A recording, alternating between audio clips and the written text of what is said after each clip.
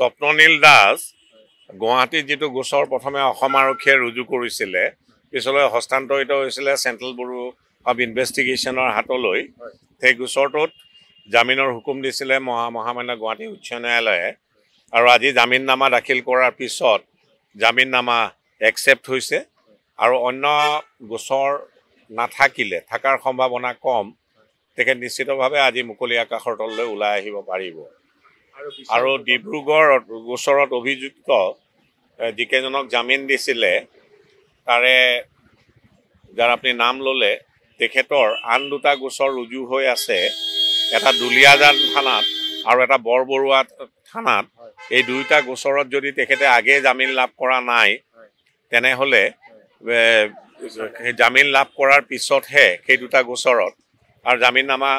গ্ৰাহ্য হোৱাৰ পিছতহে তেখেত মুকলি আকাশৰ তললৈ ওলাই আহিব পাৰিব অৱশ্যে সেই গোচৰ দুটাৰ তদন্ত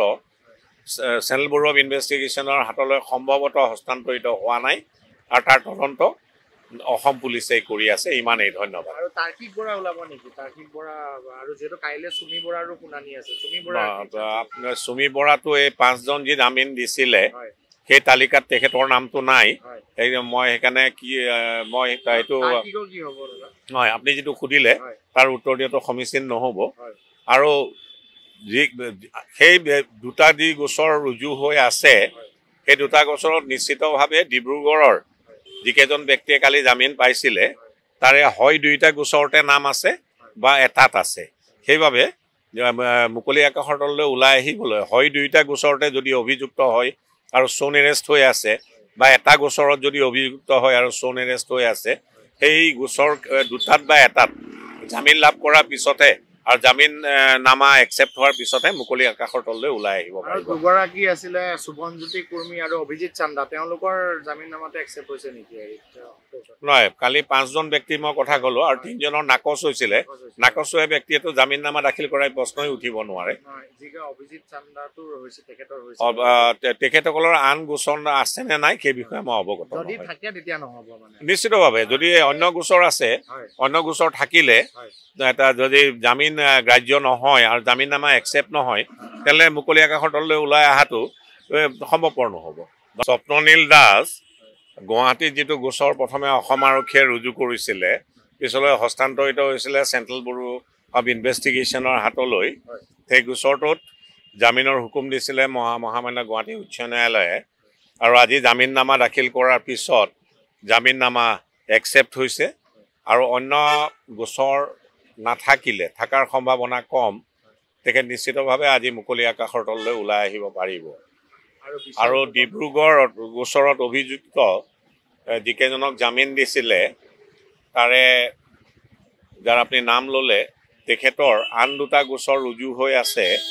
এটা দুলিয়াজান থানাত আৰু এটা বৰবৰুৱা থানাত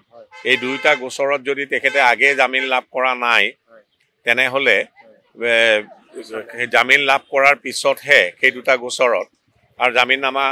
গ্ৰাহ্য হোৱাৰ পিছতহে তেখেত মুকলি আকাশৰ তললৈ ওলাই আহিব পাৰিব অৱশ্যে সেই গোচৰ দুটাৰ তদন্ত চেন্ট্ৰেল ব্যুৰো অফ ইনভেষ্টিগেশ্যনৰ হাতলৈ সম্ভৱতঃ হস্তান্তৰিত হোৱা নাই আৰু তাৰ তদন্ত অসম পুলিচে কৰি আছে ইমানেই ধন্যবাদ আৰু তাৰ্কিক বৰা ওলাব নেকি তাৰ্কিক বৰা আৰু যেটো কাইলে সুমি বৰাৰো শুনানি আছে সুমি বৰা আপোনাৰ সুমি বৰাটো এই 5 জন যি জামিন দিছিলে সেই তালিকাত তেখেতৰ নামটো নাই এই মই সেইকাৰণে কি মই এইটো কি হ'ব নহয় আপুনি যেটো খুদিলে তাৰ উত্তৰ দিয়াটো সমীচীন নহব আৰু